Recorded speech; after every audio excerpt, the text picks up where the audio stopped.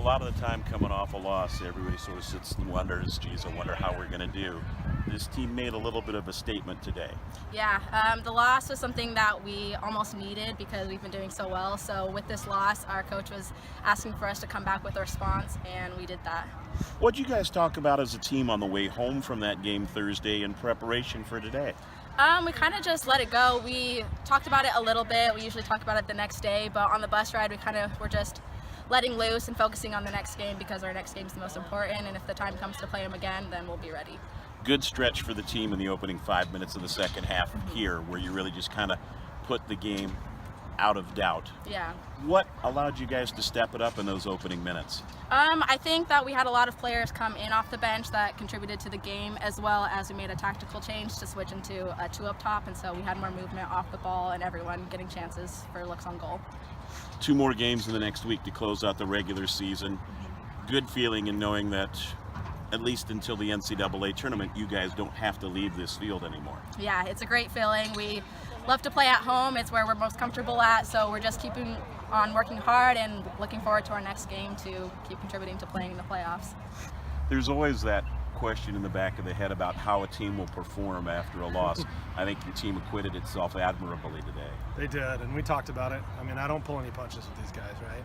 Especially with an older group. I think you can be really honest with them about the nature of where we are in the season and what they need to accomplish and what their goals are. And they knew this one was a really important one, not only to put ourselves in a place to continue to do well in the conference, but to just make a statement about, when you get knocked down, you don't get the result that you want, how do you respond? So response is very good, obviously.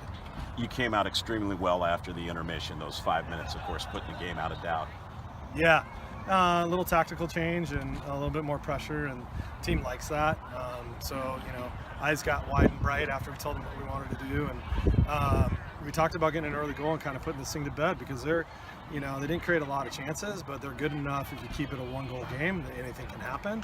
And so it was definitely a point of contention at halftime to get that second goal, and then I think we got 2 in about 3 minutes time, and that was pretty much it. Yeah, I said that during the broadcast.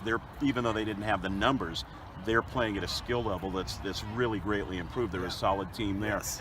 Talk a little bit more about the strategy. I know not to reveal so much, but do you base that second half largely on your opening 45 and then decide what to do? Yeah, I think you have to. I think you go in with a plan into the game, but as you know, the game is going to dictate your decisions, right? And sometimes we felt comfortable and we're getting the things that we wanted in a certain system, we'll just stay with it. And this one, we wanted to get a second goal, and that system just lent itself to putting a little bit more pressure and creating a few more numbers in the attacking area, which we struggled with at times in the first half. And it also just a change for the other team. They've got to adjust to it, and sometimes while they're adjusting, you get chances, and we put the chances away. 4 games in 10-day stretch is never fun, but the nice part of it is having the last 3 at home. Yeah, I mean, the stretch that we had at Seattle Pacific, at Central, at Western, I can't remember a stretch like this in the 4 years that we played in the GNAC back-to-back road games against 3 really good teams that play at home and play well at home.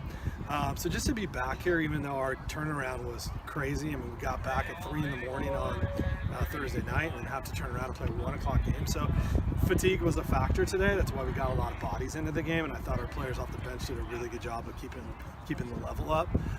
But yeah, being back home and then having this week really just focus in on our seniors and make sure that we celebrate all that they've done. St. Martin's on Thursday. Characterize a little bit about them and what will need to be done.